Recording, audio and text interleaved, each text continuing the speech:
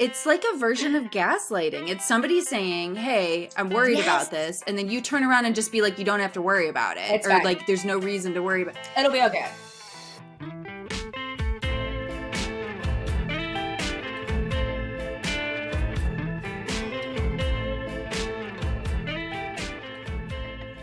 Hi, welcome to Inner Archaeology. I'm Sarah. And I'm Emily, and we're so glad you're here. You can Seriously, I know. glad you're here. This is I always love this. We're all giggly this morning. You can listen to us anywhere that streams podcasts, but you can also watch the video podcast, which is really fun, on YouTube and innerarchaeology.tv. And yeah, you can see us, which is kind of nice. You can put us on in the background. I know. Yeah. Okay, I'm really excited to dig into this. Mm-hmm. It's so formed. This is like our favorite way to do fresh. It. Yes, this is our favorite conversations to have. It's fresh. It's not fully formed. It's needs to be untangled. But here's the thing. A couple of things have happened in the last week or two for me that have kind of put my mind in a particular area. One being I spent a weekend with a group of women, which was really wonderful. And just, I don't know, it just feels so good to be as a group of women who want to talk about life and hard stuff and complicated things. I don't know. It was very, very special. And we talked a lot about our parents and how we were raised and things like that, and their generation, and just realizations we're having. And for me, it really brought to light a realization I'm having because I'm pregnant. And it's been this really beautiful point of connection with me and my mom, because obviously she's excited that her daughter's going to become a mom. But then also I find myself getting kind of I not triggered. Well, I guess triggered, but more having a wall up around advice that she gives me, kind of because I think because it comes from a few different places. One, sometimes the advice is different from what she maybe did. And then sometimes, I don't know, I'm okay, I don't really want to, I want to kind of figure it out on my own, or just because people in my family don't ask questions and definitely don't ask permission, which has become a big part of how I converse with people these days, especially when it's big advice around being a parent or whatever. I don't shove it down people's throat, and people of our age, I feel at least the people I hang out with, kind of don't do that as well anymore, right? They're a little bit more respectful, a little bit more are you open to hearing it? Do you want to hear this? But that's not how my family generally is, and definitely not how my mom's generation is, right? So I feel this big resistance of I want to ask her advice, but I also don't want to get an onslaught of advice.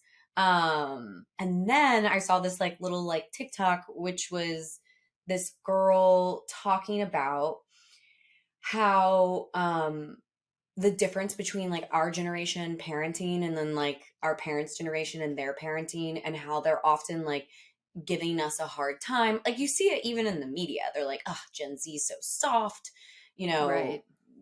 It's it's kind of pervasive, actually. They roll their eyes at some of the us being a little bit more politically correct and I would say thoughtful.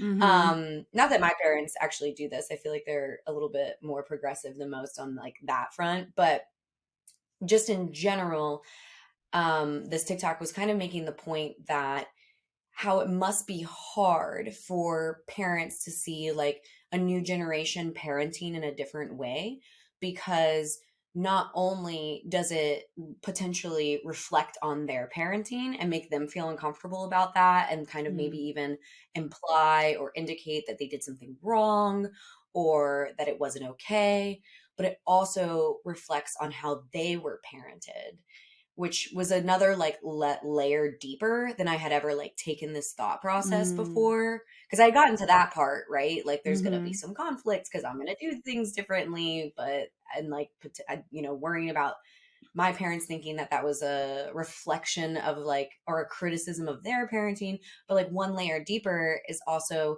for them to acknowledge that there is a different way of doing things, also kind of forces them to look at the way that they were parented, as in potentially like not being okay.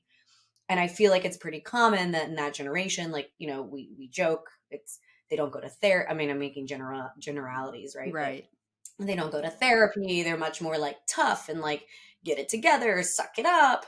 And so, yeah, it kind of like could potentially reflect back to them, be a mirror for them, that like there are things in their childhood that weren't okay that they've maybe never like taken the time to unpack.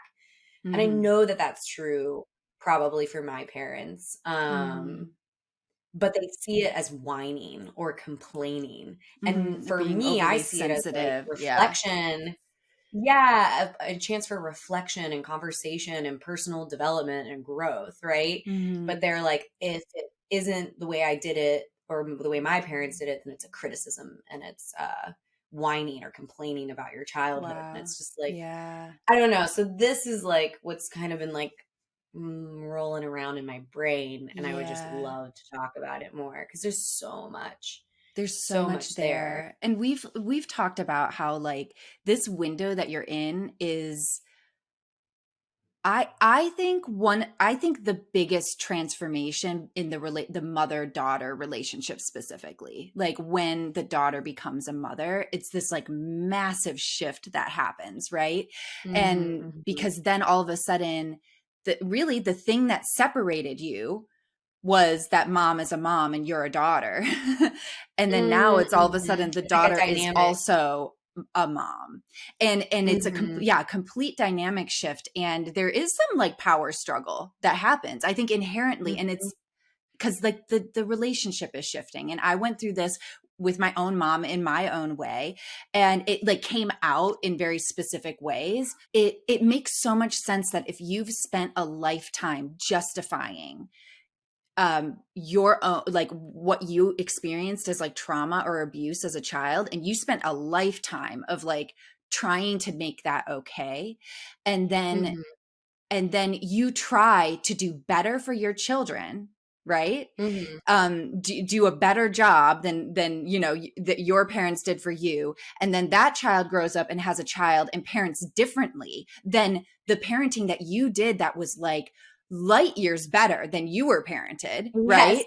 And then exactly. Uh-huh. right, and then your like kid here is deciding to like do things in so many different ways, and it's just like the layers that must be compounding on both sides. On one side, it's wow, my kid is doing things differently, and you can see it one of two ways. You can see it as a criticism, right? That like Hmm. or you can see it as I've given my child an opportunity to grow and learn and do things better than I've ever done.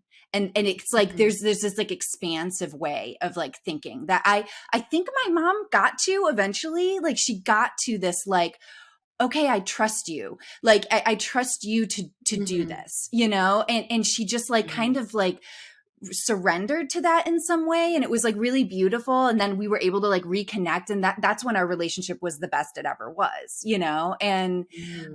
but I think that the compounding, not only are you addressing how you parented, like my mom had to address how she parented me and how I'm doing things way Hmm. differently, and but then it's little my mother's little child, inner child, was being like, wait wait, does that mean like that was really bad what I went through, you know? Yeah. And all the systems that have been at work for decades and decades to keep that quiet and to keep that feeling okay starts getting kicked Hmm. up. And all this is happening subconsciously. Nobody's consciously Hmm. aware of this, you know? And it's just like, and so it's coming out in arguments and criticisms and judgments and a lot of anxious energy like behind everything. Right. And this is like, I Right. went through I really feel most daughters, mothers, like this is like part of it. And I like that we're talking Yeah. about it. It's interesting because it makes me want to think of this as like an evolution, right? It's a generational evolution that Hmm. happens, and like my children will go through the same thing, that in a Hmm. way that I have no idea like what that is, right? And it's without that like context, or at least like framing in that way, I don't know. It can feel really like confusing and painful, I think. Because it But comes yeah, out it's in like just specific areas, right? Because it's like Mhm. you're not talking about the big picture. You're talking about whether or not like you're gonna like feed your baby this food at this time. Like it just like comes out Mhm. in these very like specific ways. That's not really anything to do with like the topic at hand, but everything to do with Right. all this that's underlying. Yeah. Mm-hmm. Yeah, no, totally. And I think it comes from, I don't know, I feel like there's so many like phrases that I associate with like that generation's um parenting, one of them being because I've heard other people say that like their parents say it, whatever. And I don't know, it's even like in media where it's like you have it so good. Like you like telling your kids. I don't feel like my parents didn't really say this, but I feel like it's like kind Yeah. of like and it's just like It's there, right? Where ingrained. it's like Yeah. where this sense of like I have made such a better life for you than like what I experienced. Yeah. And honestly, that like again, it was never like directly said to me, not that I can remember, but it was there and it made me for a long time really hesitate to like look at my childhood and even like be critical or just like critically thinking about things that were like potentially like harmful or whatever, Mm-hmm. which really like prevented me from growing and like Mm-hmm. seeing things clearly because there Mm-hmm. isn't anything like overt, right? Anything overtly like wrong. I mean, I don't know, but it's just I don't know, the whole like experience of like having those conversations is really hard. Really hard. And this like I I so mean, yeah. yeah, I so identify with that like my own personal growth. Like what I would say is like my like big I don't know, when I finally I think started becoming like aware of myself. It was Mhm. a the catalyst for that was when I was finally acknowledging the stuff in my childhood that was not okay for Yes. me. Yes. That was like the Seriously. door for me.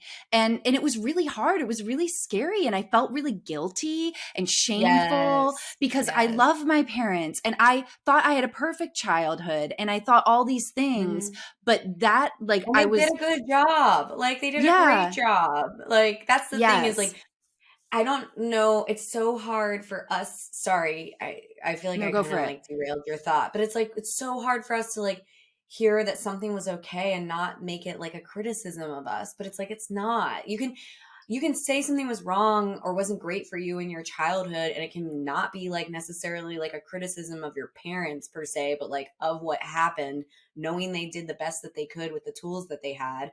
That's the other thing. They had like zero tools, like Right. zero, like no access to internet. Like the only example they had was what their parents did. You know what I mean? Mhm. And it's just, I don't know how you like untie that. Like, how do you hear that like something you did was like harmful to someone, but but it not be like a criticism? I think we need more of Mhm. that across the board for everyone. Yeah, I think it's also even Like just like having like an understanding about this is normal. Like this is normal and actually yeah. like it's good. This is like growth and it can be both. Mhm. I think it can be like the both and because it's like Mhm. when you could like when you like catastrophize everything so you like lump everything up together and then you say oh my child didn't like this about like how I parented so that means I'm a bad parent and you Right. catastrophize the whole thing when it could be Yes. like there was one area that wasn't great and that's okay because you're Right. human you know at the end Yeah. of the day it's like you're a human and maybe there's some people that it was maybe it's not that's okay it's a that was not okay you know like Right. you Oh, know and there 100%. was Yeah. and there were things that were just like you know but I think but that the both and thinking is that is such an expansive way of thinking that Yes. not a lot of people embody and so I think like the best thing to do really is just like exactly I mean the best thing that I think we can do is like understand maybe the bigger picture and then just be able to have like more compassion for probably all the subconscious like turmoil that's happening and create good boundaries I Mhm. don't know like um, We all have done things like that. At the end all of of the day, us. we've all Yeah. created harm in somebody else's life unintentionally. And and being able to like look at that, I think is so important. Mm-hmm. And not have it be you're a bad person. Like not having Yeah. it be like a become a blanket statement about like your character. Cause it's just, I don't know, we Yeah. all have strengths, we all have weaknesses.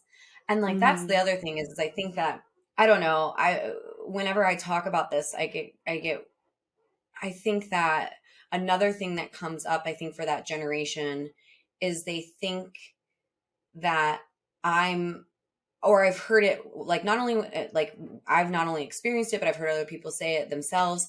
Is it? I think people mistake it for somebody like avoiding responsibility. Do you know what I mean? Or Mm-hmm. like victimizing themselves. Mm-hmm. Um, in situations where you're not like truly a victim. Obviously, there are exceptions, right?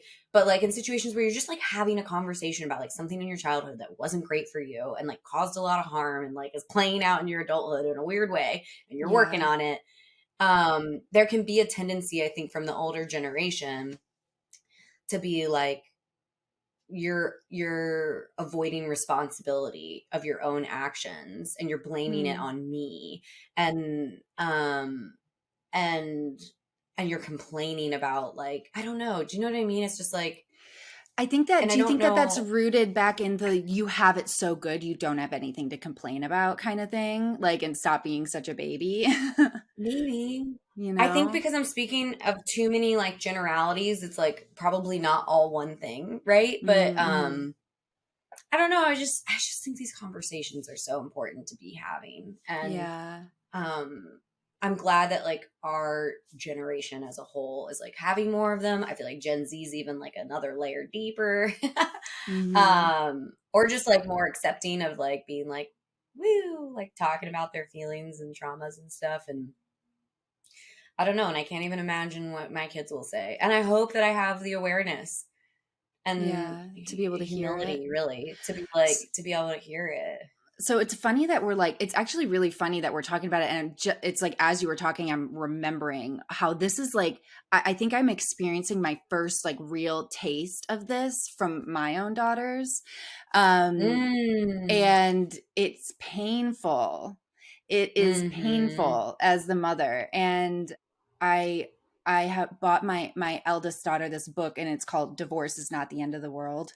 Mhm. Because she's just, because as we're going through this big life shift, she is having some, feelings and struggles. And this book was actually written by a child. Like, it was written by like a Oh, I just got 14-year-old chills. girl and like a 12-year-old, like a brother and sister. And they wrote this book to other kids. And it's like, it's so anyway, I bought this book and I told Evie to go. And as she was reading it, I asked her to like highlight or circle things that really resonated with her, and to write Mhm. me notes, to like write notes, any notes that she wanted to write in there. And there were some and so this was like last night. I'm reading through this book. She told me she was ready for me to read it and read all her notes. I'm reading through this book, and I got to this part where, and it's so interesting. This was like an area that I was on so much autopilot. But it was a whole section about like when they essentially addressing how like parents like to say everything's going to be okay. It's going to be okay, when it really doesn't feel okay for the Mm. kids, and how that can be really frustrating. And Evie like Mm. wrote in there like some notes to me, and Sarah, I was just like boo-hooing on the couch, like, because it was an area that I didn't, show up for Mhm. her in the way she needed me to show up. And I was trying to put a band-aid on it. And I was trying to, Mhm. 'Cause it's honestly, I so was trying to painful. make, it was like by me saying it's going to be okay, I was trying to say like I'm doing everything I can do in my life right now to make it okay someday, and it was like, it's almost like it Mm. was like a promise that I was like trying to make to her. But in that, and by reading these like notes, I was realizing I was completely missing her, like her not being okay. Mm.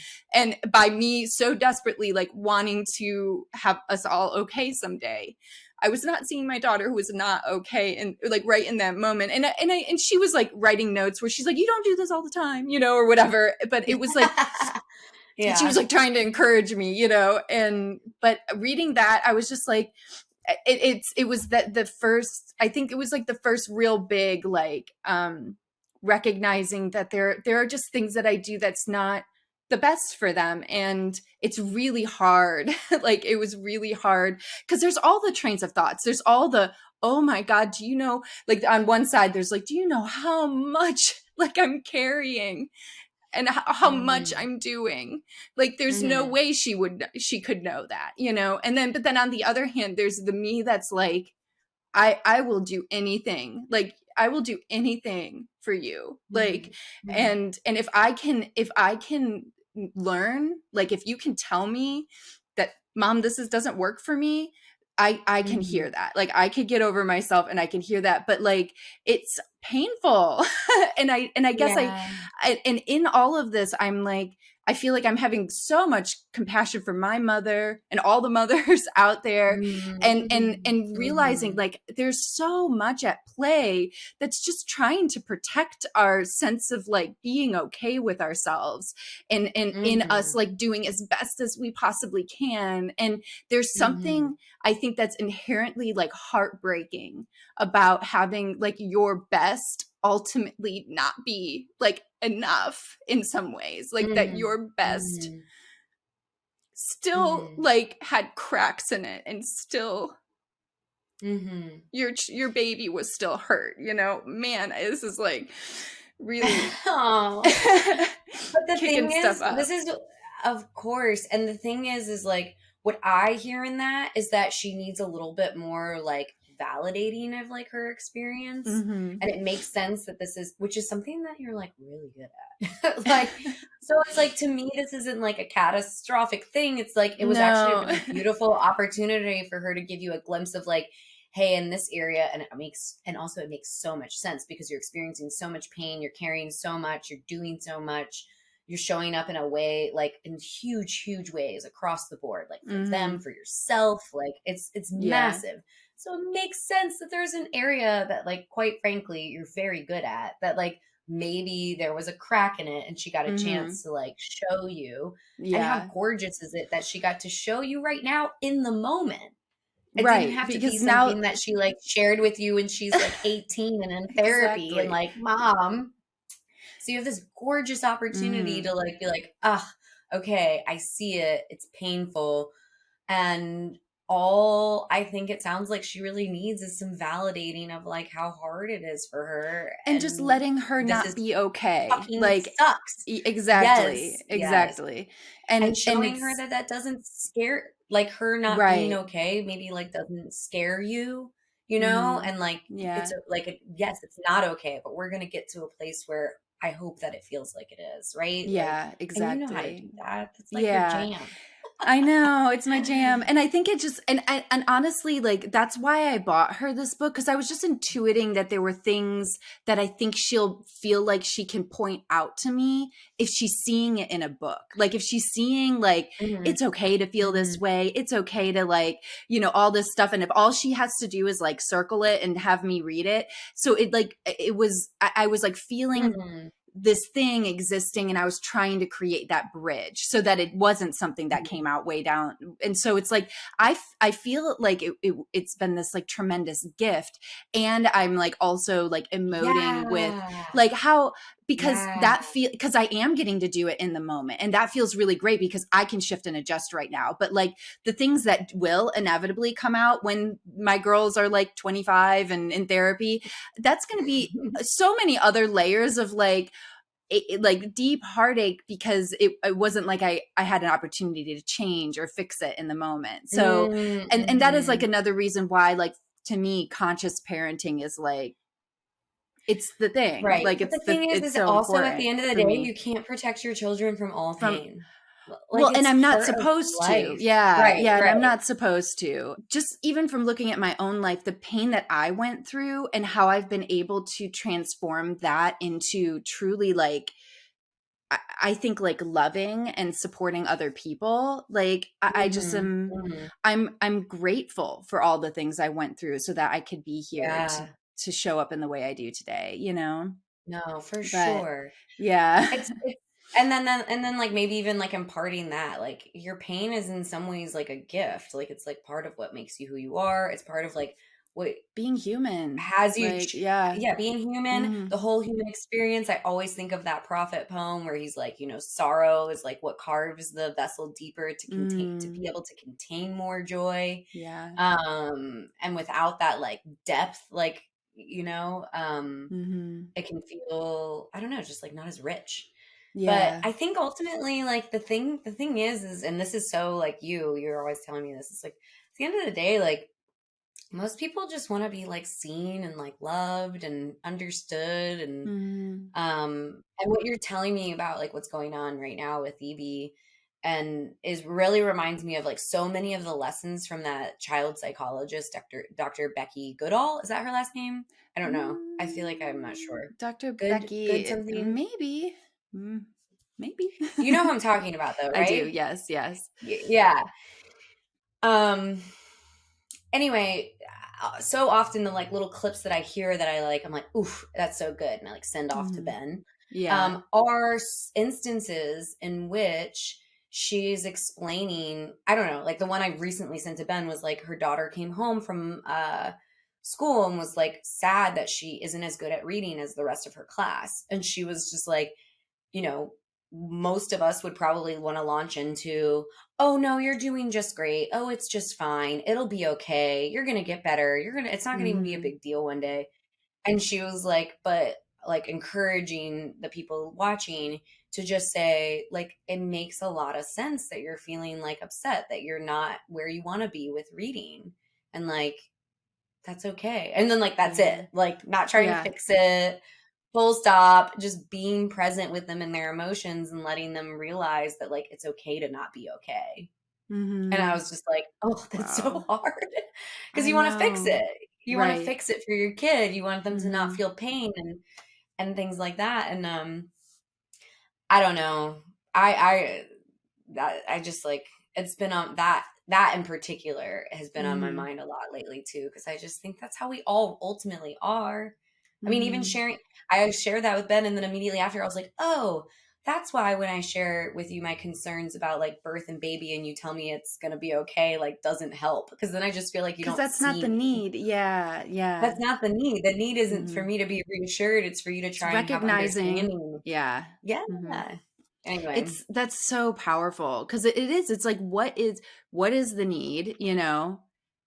Being able to just take Hmm. a minute and ask yourself that, and then really be like, Hmm. oh, the need is like I need to really acknowledge that my child or my partner is like really upset or really sad or really worried, and validate that they're not crazy, that they have a good reason to feel that way, Hmm.